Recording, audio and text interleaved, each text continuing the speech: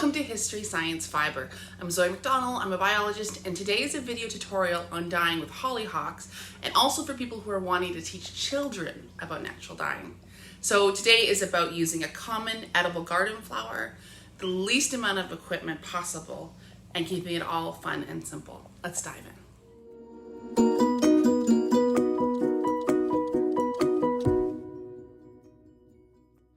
The idea for this video came from the time I found my two youngest kids dyeing in the bathroom using flowers from the garden. Need to dye that. Now, all I have to do is wait until they're done.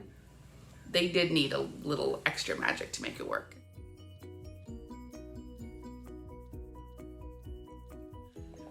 So hollyhocks are a popular garden plant in the Mallow or Malvaceae family, which are often grown for their impressive flowers, which really brighten up a salad. They grow in a wide variety of hardiness zones from 3 to 8 and can be annuals, biannuals, or perennials, and have a tall, erect main stalk that doesn't branch. The petals are notched and come in a wide variety of colors, including pink, purple, red, yellow, and black. For this video, I used a combination of red, pink, and purple, but you can also get the black flowers, which can dye a blue. Now, the colors are not considered very light fast and will eventually fade to a gray in the sun. But if you're teaching children, I don't know that this really matters all that much. For teachers, you could also probably plant in the spring, harvest and dry or freeze the flowers in the summertime, and then dye with the students the following fall. For hollyhocks, you can grow your own or check out your neighborhood. I have two neighbors who grow them, so I just wait until a small pile of the flowers had fallen off and were piled up under the plants. And then I just forage them along the side of the road.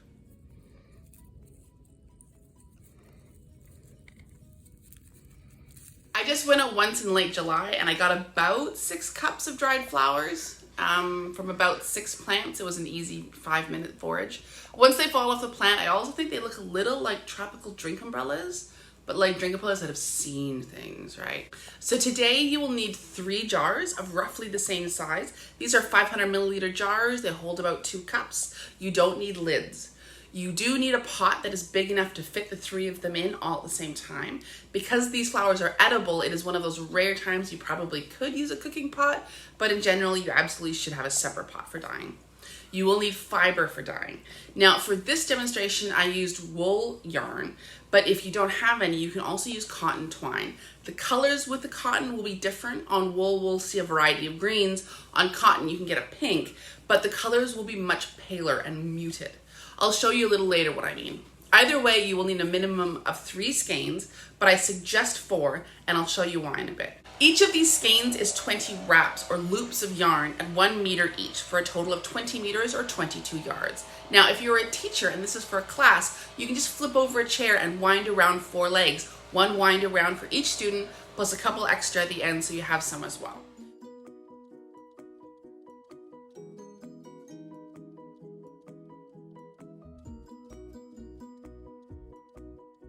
So for example, if you have 20 students, you can count out 20, and then I would add a couple more, and then just make up 4 bundles this way for whatever yarn craft you want to do with them. Now, before we dye with the wool, you will need to mordant it so that the colors will stick to the yarn. I will post a link below on a video on how exactly to do this. But you'll need to mordant all the wool with alum or aluminum sulfate at 16% weight of fiber. The video can help you with what exactly this means. Keep in mind that all the wool for this project uses just the one mordant. Whether you use cotton or wool, you will need to loosely tie each of the bundles in 1 or 2 places so that they don't get all tangled up in the dye pot. For deeper colors using cotton, you can also look into how to mordant that cotton as well, but it's not required. You will need a teaspoon, a spoon for stirring, 3 chopsticks, and some hollyhock flowers. You can use fresh or dried. I used about 6 cups of dried flowers, so roughly 2 cups worth per jar. If fresh, you'll need at least 10 flowers per jar that you can chop up. You'll need an acid like household vinegar, but very little, only about 1 to 2 teaspoons, and something else to increase the pH, like household ammonia or washing soda. I do not recommend baking soda because it can inhibit even dye uptake and make your yarn colors look quite blotchy, but use what you have. As these chemicals can be caustic on skin, you should wear safety glasses and wear gloves when handling them. and when rinsing fiber that has been in contact with them. Handling these chemicals is best left for the grown-ups. The first step is to put all the flowers into your pot, roughly chop them up, add water until the pot is about 3/4 full, and then simmer the flowers for an hour and let it cool.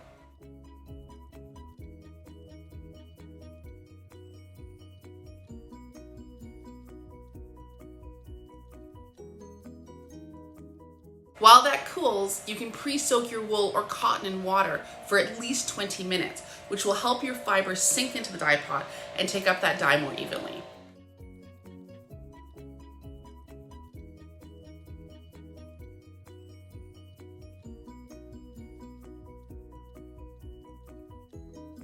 Once the flowers are cool, you can then pour the liquid equally into the 3 jars. Try to filter the solid parts from going into the jars, either hold it back with a spoon, but it's okay if there's some in the jars as long as the fiber has room to move around. You'll need roughly 2 cups of the dye liquid in each. You can always add a little water if it seems like the fiber could use a little bit more space for moving around.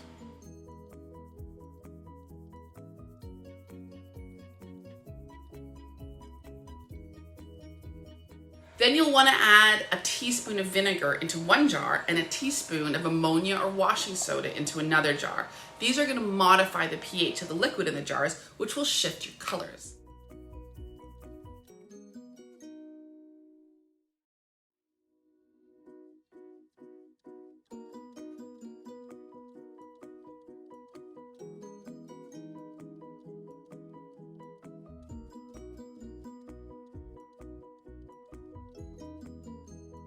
If you have pH strips, these are not required, you can see that the vinegar came out at a pH of about 3 to 4, the one with no pH modifier comes out at about a 6, and the alkaline one came out about a 10.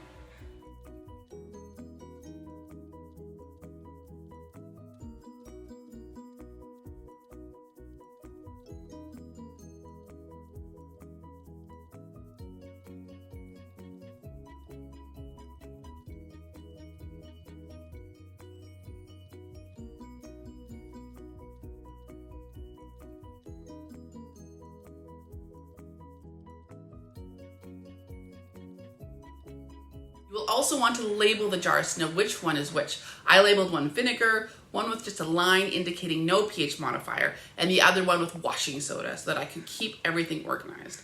I made sure to place the labels high up on the jars to keep them out of the water. I then placed the jars into the pot, added in hot water from the tap,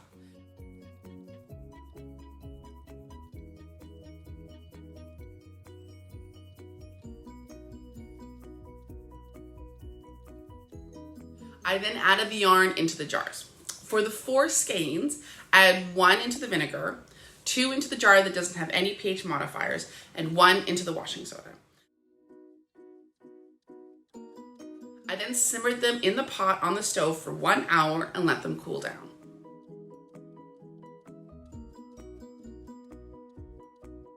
After the hour, I took out all 4 wool skeins, gave them a rinse, and had a look. They all came out different shades of green.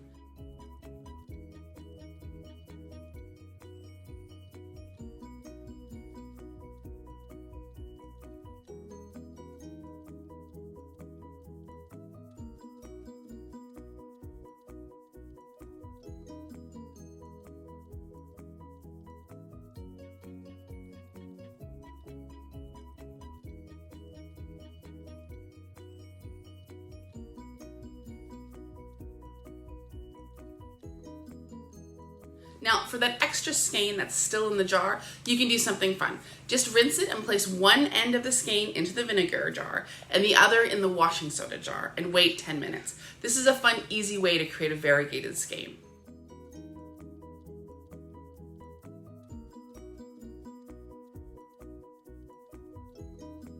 In the end, with wool, the hollyhock with vinegar gave a greenish tan. Just hollyhocks on its own gave a deeper green. And the alkali washing soda one came out a lime green.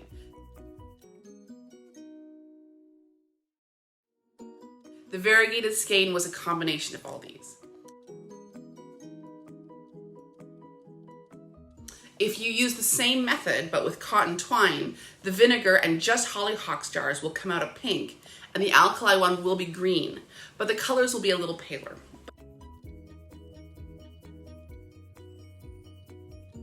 You can now let these dry, and if you're using them for crafting with a group of kids, like I said earlier, just cut the skein in one place, usually at the tie, and you have colored yarn of all equal lengths.